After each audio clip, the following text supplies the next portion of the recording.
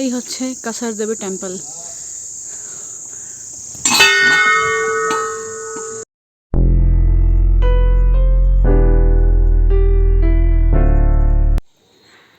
Good morning friends, good morning from Binsar. আজকে 9 তারিখ। আমরা এখন দাঁড়িয়ে আছি বিনসারে রিসর্টে ব্যালকনিতে। এখানে একটা ক্লাউড রিভার তৈরি হয়েছে। এই দেখুন, পুরো মেঘটা ভ্যালিতে নিচে নেমে এসছে।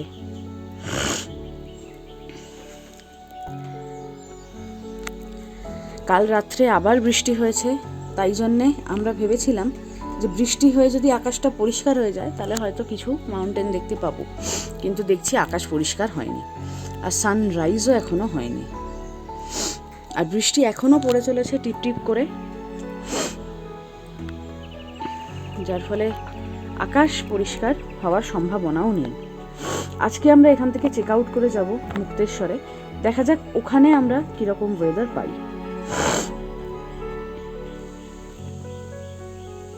ঘড়ির কাঁটায় এখন বাজছে অলমোস্ট 6:30। আমরা রেডি হয়ে গেছি। আজকে আমরা 7টা নাগাদ এখান থেকে বেরোবো, এখান থেকে চেক আউট করে যাব কাসার দেবীতে। কাসার দেবী টেম্পল ঘুরে আমরা পৌঁছবো মুক্তেশ্বরে। একটু তাড়াতাড়ি বেরোচ্ছি, কেন কি আজকের দিনটাই আমাদের হাতে সময় মুক্তেশ্বরটা ঘোরার জন্যে। মুক্তেশ্বর ঘুরবো, তারপর হোমস্টেতে উঠবো, তো তাই একটু তাড়াতাড়ি আজকে আমরা এখান থেকে বেরোবো। আজকে আকাশটা দেখছি অনেকটা ক্লিয়ার। সকালবেলা তো খুব মেঘ ছিল, এখনও মেঘ আছে হালকা হালকা, কিন্তু ক্লিয়ারও আছে। হয়তো রাস্তা থেকে মাউন্টেন রেঞ্জ কিছু দেখলেও দেখতে পারি। আর সকালে একটু দেখিয়েছি, এইখানে একটা ক্লাউড রিভার তৈরি হয়েছে। এই যে ক্লাউড রিভার, পুরো এরিয়াটাতে কিন্তু জনপদ ছিল। হ্যাঁ, আমরা রাত্রিবেলাও দেখেছি, মানে খুদি খুদি আলো দেখা গেছে। আর এখন মনে হচ্ছে পুরো ওখানে একটা নদী তৈরি হয়েছে এবং নদীটা পাহাড়ের ওই দিকে বেরিয়ে গেছে। নদীটার এন্ডটা এই দিক, আর ওই দিকটাতে নদীটা বেরিয়ে গেছে। এত সুন্দর লাগছে না। এটাই হচ্ছে ক্লাউড রিভার। হিসেব মতো সানরাইজ হয়ে যাওয়ার কথা, কিন্তু ওই যে যখন সানরাইজ হয়েছে তখন আকাশে মেঘ ছিল, আমরা আজকে সানরাইজটাও দেখতে পাইনি।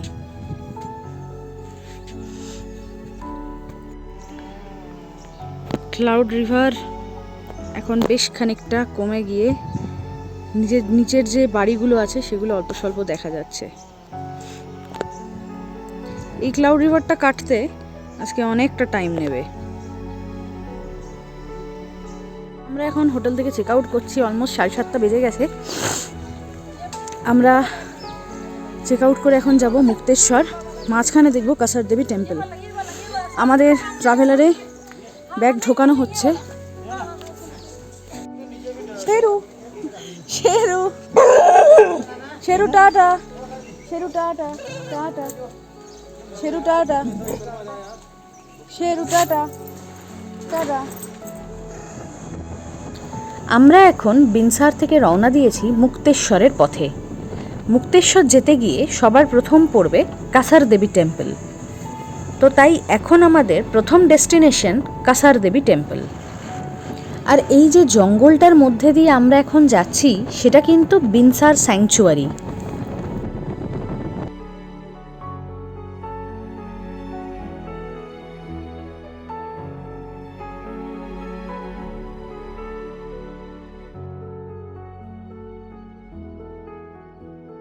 मतलबी हो जा जरा मतलबी, दुनिया की सुनता है क्यों, खुद की भी सुन ले कभी। এই যে রাস্তাটা দিয়ে আমরা যাচ্ছি, পুরো মেঘটা মাটিতে নেমে এসছে, রাস্তার ওপর মেঘটা উঠছে। মনে আছে সকালবেলা আমি দেখিয়েছিলাম আমাদের হোটেলের ব্যালকনি থেকে যে একটা জায়গায় রিভার ক্লাউড হয়েছে। অ্যাকচুয়ালি যে রাস্তাটা বা যে জঙ্গলটার মধ্যে দিয়ে আমরা এখন যাচ্ছি, রিভার ক্লাউডটা কিন্তু সেখানেই হয়েছিল, যেটা আমি হোটেলের ব্যালকনি থেকে দেখিয়েছিলাম।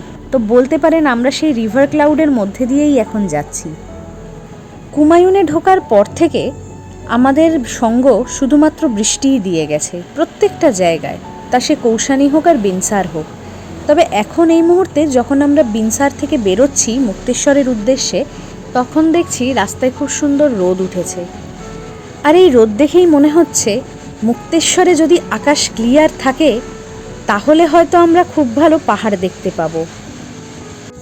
আমরা এখন এসে গেছি কাসার দেবী টেম্পলে। এই হচ্ছে টেম্পলে ওঠার রাস্তা, এই হচ্ছে গেট,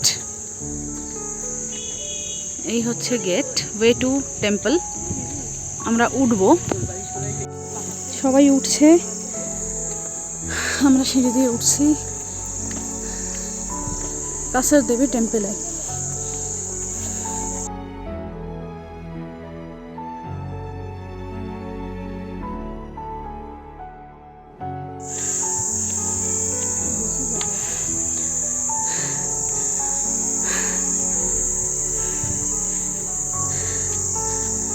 এই নিচে আমাদের ট্রাভেলার দাঁড়িয়ে আছে, আমরা সিঁড়ি দিয়ে উঠে গেছি, আর একটুই বাকি আছে।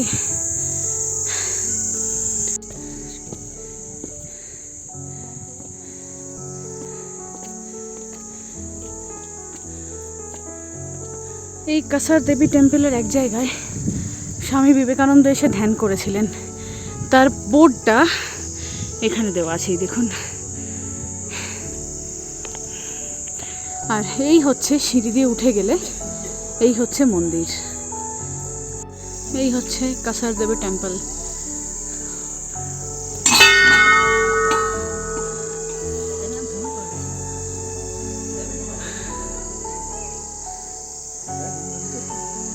এই হচ্ছে মনস্কামনা গাছ, এখানে সবাই একটা করে লাল কাপড় বেঁধে রেখেছে মনস্কামনা পূরণের জন্যে।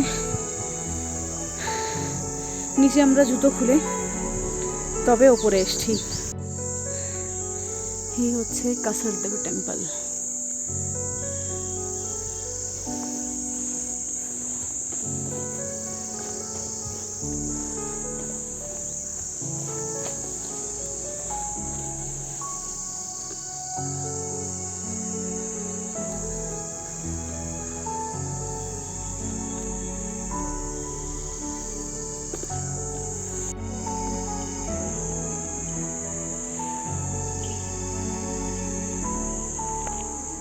দেবী টেম্পল থেকে জাস্ট ভিউটা দেখুন,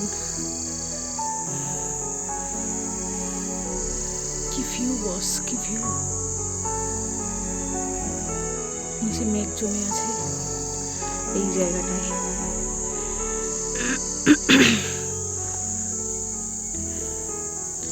আর এই হচ্ছে ভিউ।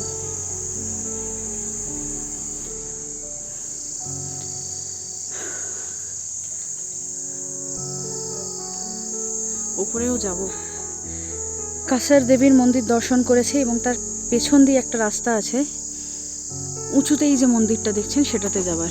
এটা কিন্তু শিবের মন্দির, এই যে আমরা এটাতেও যাব।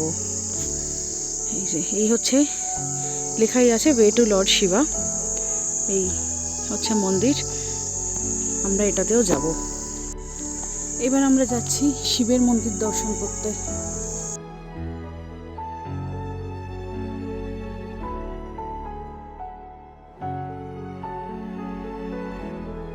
লর্ড শিবার মন্দিরে যেতে গিয়ে দাঁড়িয়ে পড়েছি, ভীষণ সুন্দর একটা ভিউ আসছে।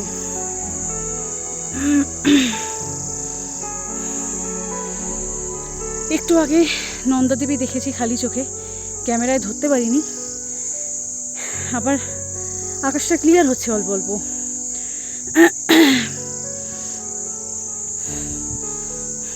কাসার দেবী টেম্পলের থেকে আমরা এখন যাচ্ছি লর্ড শিবার টেম্পলে। এখানে সেই যে একটা আছে না, যেখানে ম্যাগনেটোস্ফিয়ারের লেয়ারটা সবচেয়ে বেশি, meditation zone, do not use your mobile phone. এইখানে মেডিটেশনের কোনো জায়গা আছে, একটা কেভও আছে বলছে। এই হচ্ছে কেভ থেকে বেশ কিছু মানুষ বেরোতে দেখে আমি এদিকটা এলাম। বলছে নাকি এখানেই মেডিটেশন বোধহয় করা হয় বা করে, হয়তো স্বামীজিও করেছেন। যাই হোক, এত সুন্দর ভিউ যেখানে, সেখানে এমনি বসে থাকা যায়, মেডিটেশনের কি দরকার। আমরা এখন আবার ব্যাক করছি শিবের মন্দিরের দিকে। দেখুন কাসার দেবী টেম্পল থেকে একদল লোক এই পাহাড়ের এইখানটায় উঠে গেছে। খুব সুন্দর জায়গাটা, মানে ওপর থেকে দেখতে এত সুন্দর লাগছে, আমি এই জন্য আবার ক্যামেরা বের করলাম। কি সুন্দর দেখতে লাগছে, এরা দাঁড়িয়ে আছে এইখানে, ভিউটা এনজয় করছে। এই যে এই যে এই হচ্ছে সেই শিবের মন্দির, আমরা এসে গেছি। দেখুন স্টেপিংগুলো কি বড় বড়।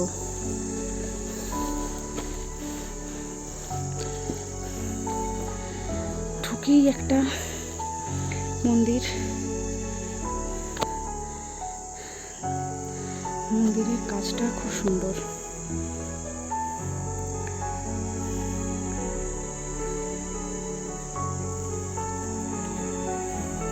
এই হচ্ছে নন্দী মহারাজ, আর ভেতরে হচ্ছে শিবের মন্দির। আঙ্কেল সামনে দাঁড়িয়ে আছে তাই ফটোটা তুলতে পারলাম না।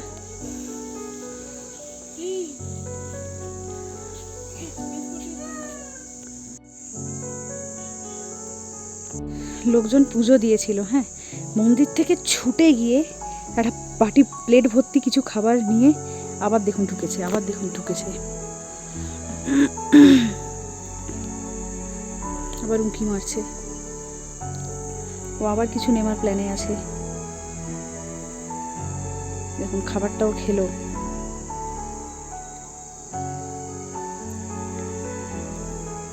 খাওয়া শেষ, ফেলে দিল। সাবাস।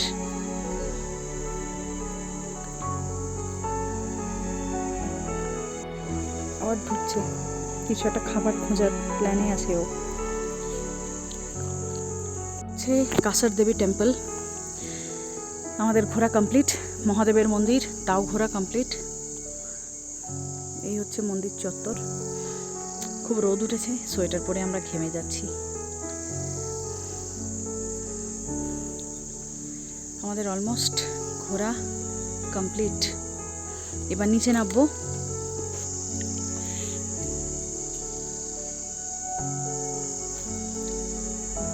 শিবের মন্দিরটা যেখানে, তার সামনে থেকে একটা দারুণ সুন্দর ভিউ আসছে। এই হচ্ছে সেই ভিউ।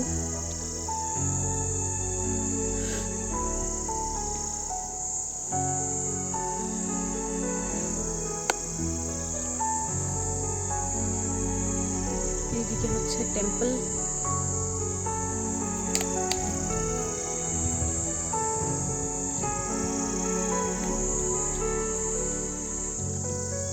শিবের মন্দিরে বলে প্রদক্ষিণ করতে, আমরাও করে নিচ্ছি। এই দেখুন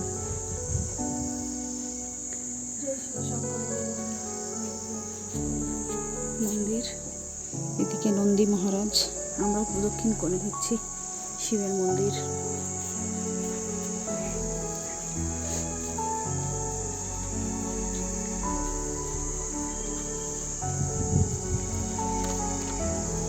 চারিদিকের ভিউ অসাধারণ।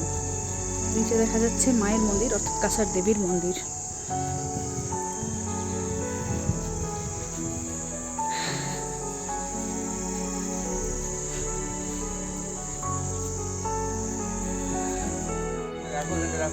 আন্টি খাবার দেবে ওকে, দিন দিন।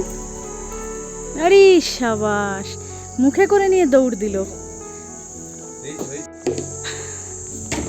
পেছনে একটা খুব সুন্দর জায়গা আছে। মা করছে না, বুঝতে পারছিলাম না।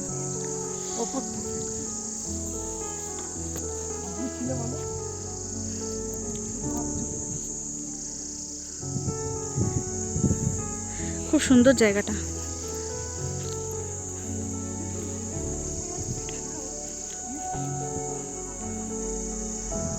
আর এই যে টোটাল যে কাসার দেবী টেম্পল, যে পুরো যে গ্রাউন্ডটা, পুরো গ্রাউন্ডটাতে ম্যাগনেটিক ফিল্ড ভীষণ স্ট্রং। একটা বোর্ড ছিল যেখানে নাসা পর্যন্ত ওখানে অ্যানাউন্স করেছে যে ম্যাগনেটিক ফিল্ড ভীষণ স্ট্রং। সেই বোর্ডটা আমরা খুঁজে পাইনি, কিন্তু মেডিটেশন জোনটা আমরা খুঁজে পেয়েছি। তো এই হচ্ছে ব্যাপার। কাসার দেবী টেম্পলে একটা ছোট্ট পোষ্য ঢুকেছে মালিকের সাথে। কি সুইট না, যাচ্ছে দেখুন গুটগুট করে।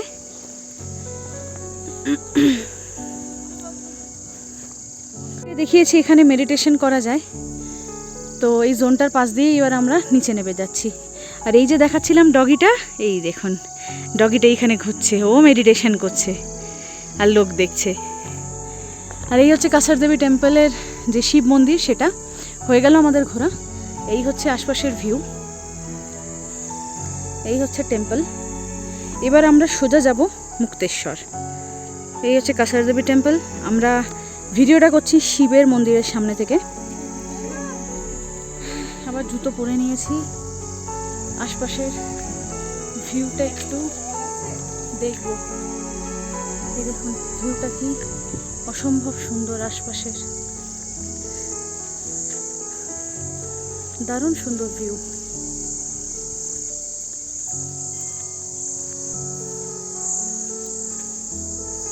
আশপাশের ভিউটা দারুণ সুন্দর।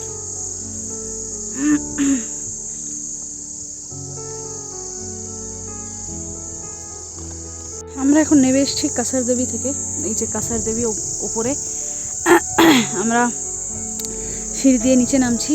নিচে আমাদের ট্রাভেলার দাঁড়িয়ে আছে, ওই দিকেই যাব। আমাদের নেক্সট ডেস্টিনেশন হবে মুক্তেশ্বর। এর মাঝে হয়তোবা ব্রেকফাস্ট করব, আর কোথাও দাঁড়াবো না, কারণ আজকে মুক্তেশ্বরটাকেও এক্সপ্লোর করতে হবে। বেশি দেরি হলে মুক্তেশ্বর এক্সপ্লোর করার টাইম থাকবে না।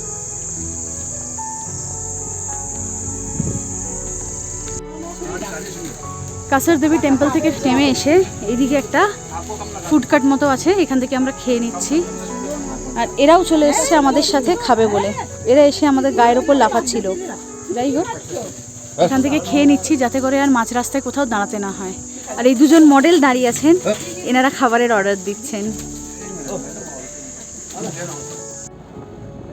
কাসার দেবী টেম্পল থেকে মুক্তেশ্বরের ডিস্টেন্স মোটামুটি 50 কিলোমিটার। পাহাড়ি রাস্তায় যেতে সময় লাগবে 2 ঘন্টা। তাই আমরা কাসার দেবীর সামনে থেকেই ব্রেকফাস্ট করে এখন রওনা দিয়েছি মুক্তেশ্বরের উদ্দেশ্যে।